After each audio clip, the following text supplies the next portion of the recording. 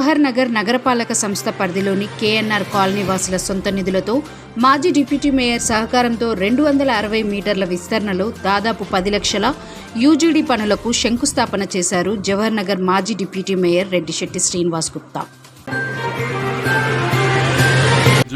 Jawahar Nagar municipal corporation పరిధిలోని 5th డివిజన్కి వస్తుంది. ఇది కేఎన్ఆర్ కాలనీ ఊరు. జవహర్ నగర్ ఎప్పుడైతే స్థాపించిన వ్యవస్థాపకుడు నరసింహరావు పేరు మీద కేఎన్ఆర్ కాలనీ ఏర్పడడం జరిగింది.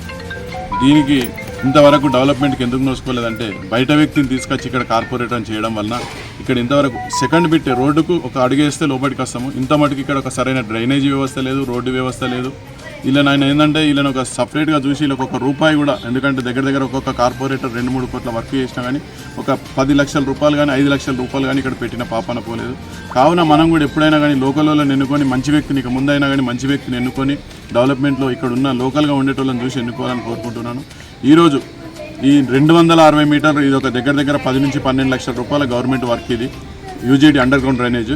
దీన్ని కాలనీవాసులు సొంత నిధులు ఇచ్చారు. ప్రతిమది నేను కలిపి, ఎందుకంటే ఇలా నేను మాటిచ్చి నేర్పిస్తాను. కొన్ని అనివార్య కారణాల వల్ల మా పీరియడ్ అయిపోవడం వల్ల ఇది వేయలేకపోయినాము.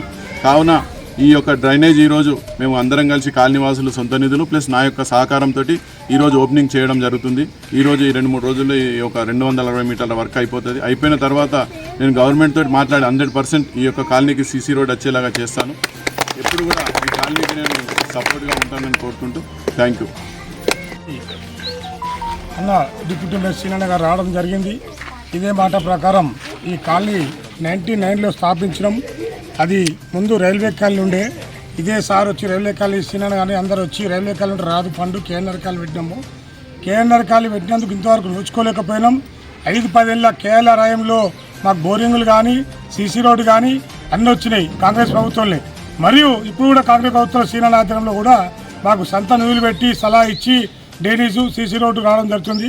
శ్రీనన్నకు ధన్యవాదాలు తెలుపుతూ ఈ కాలనీ బస్ అందరూ సహకరించినందుకు మరియు ఇదే ప్రకారంగా ముందుకు నేను అందుబాటులో ఉంటామని, ఏ వ్యవస్థ వచ్చా ఏమున్నా శ్రీనన్న విషయంలో, మా గుడి విషయంలో కానీ కాలనీ విషయంలో ప్రతిసారి మేము పిలుస్తున్నట్టు వస్తున్నారు. ఏది కానీ పనులను వచ్చిపోతున్నారు శ్రీనన్న కాబట్టి దృష్టి తెచ్చి ధన్యవాదాలు తెలుపుతూ, మరియు అదే ప్రకారంగా కొంచెం సీసీ రోడ్డు వేపిస్తే కూడా మాకు కాలనీ తరపు ధన్యవాదాలు తెలుపుతూ ఇది ఒక్కటి చేయగలని కోరుతున్నాను.